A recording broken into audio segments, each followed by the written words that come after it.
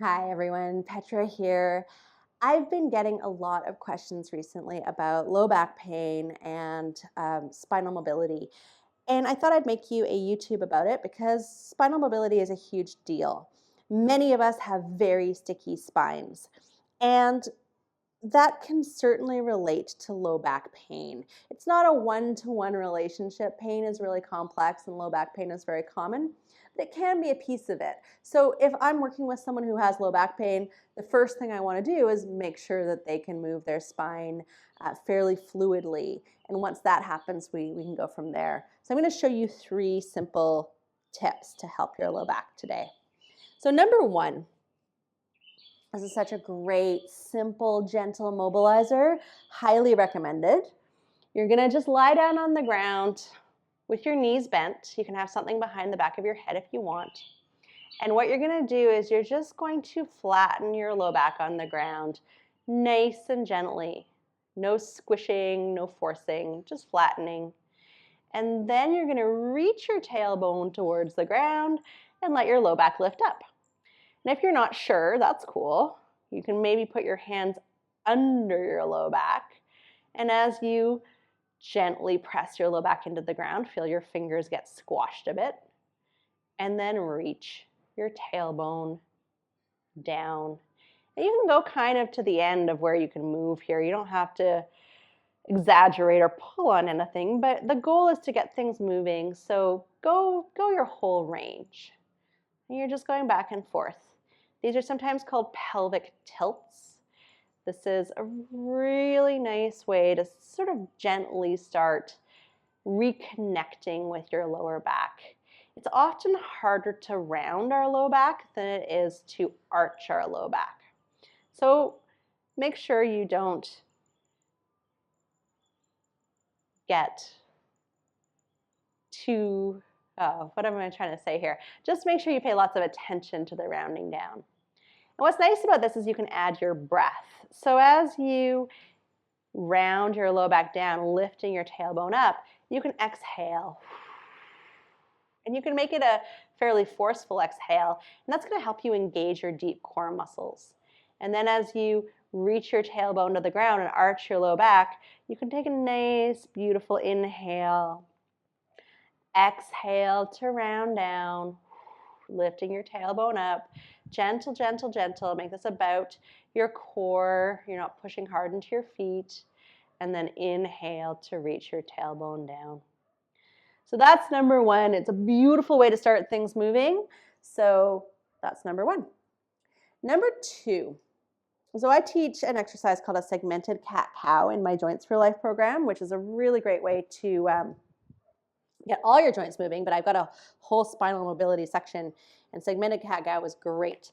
Because what happens a lot of the time when we're trying to work spinal mobility, I'm just gonna get this out of the way for a second, is that we move in the center of our spines.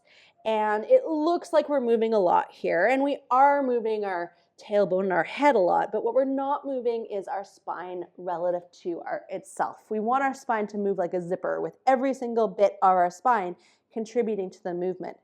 So in order to help connect to the parts of our spine, you can use a band. And it doesn't have to be any type of band in particular. You could use nylons for this if you still have nylons around. I got rid of them years ago and I've never looked back. I would start with your band right in your mid-back because this is the part you probably like to move the most. And you're going to arch up into it. So push into the band. And then let the band pull you down. So you should get a fair bit of movement here. It's a movementy part of most backs. You're pushing up, pushing down, really feeling that change. So that's the easy part. Now what I'm going to get you to do is to move your band a little further back. This is a place where it's usually harder to move, so your band's going to become more helpful because I want you to target your movement into your band. I want you to really push right where your band is and then arch right where your band is. The arching, again, will probably be easier than the pushing. You're going to press into your band and then you're going to pull away from your band. Press in, like so, and pull away. Now, what's great about this exercise is you've got a whole bunch of spinal joints, which means this exercise can be done in a whole bunch of places. You might have to change where your band is a little bit, or at least where your hands are so your band doesn't fly off you. But it's the same exercise no matter where you put your band. You can go right into the band to round and curl your low back. Rounding and curling your low back, it can be very hard, and it's certainly hard for me. So this is a place where I really like using the band. And then you're going to arch, and that part's easier. You can also move your band up into your mid-back, upper back. Very sticky spot for most of us. And here, rounding is going to tend to be a little bit easier. Pulling away from the band will be a little bit harder. When you pull away, make sure you don't totally go back into that place where you're super mobile. No need to lift up your chin either. You can stay looking at the ground. We're just trying to really move, starting with the section where the band is. And really press up into the band. That's the easy way. Always start with the easy way. Give yourself some success and then try moving away from the band. Here's a little tip. As you're trying, this is called extension, as you move away from the band, as you arch. Think about pulling your collarbones forward and press into the ground with your hands so you're not just collapsing through your shoulder blades. So collarbones pull forward. See if you can feel the muscles in your upper back do some work as you arch. And then use those same muscles to push into the band, or that same part of your back to push into the band.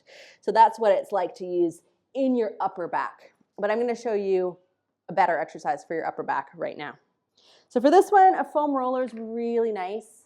You could use a rolled up towel. You could use a rolled up yoga mat. I would not do this exercise if you have osteoporosis or osteopenia in your spine, at least not without checking with a one-on-one person or your doctor. But if you do not have bone loss in your spine, then by all means grab your foam roller and throw it under your mid-back, upper back area, shoulder blades, under your shoulder blades, anywhere. So most of us love to roll here, and I'm by no means against rolling here. So you can roll a few times, feel what it feels like. Rolling is great. It's really great, especially for bringing awareness and blood flow to an area. So we're kind of waking things up. But we need your brain to learn how to move your upper back, and we need your muscles in your upper back to get stronger. So just rolling isn't going to do that for us. So we need to do a little bit more. So what we're going to do here is we're going to actually get active. We are going to curve and arch our back over our dome. You're reaching your collarbones back and towards the top of your mat here. You're arching, arching, arching. And then you're going to do, it's almost a mini sit-up, but it's your mid-back, upper back that's doing the sit-up, not your stomach muscles. So you're going to arch over your dome again, your dome, your roller, whatever you want to call it.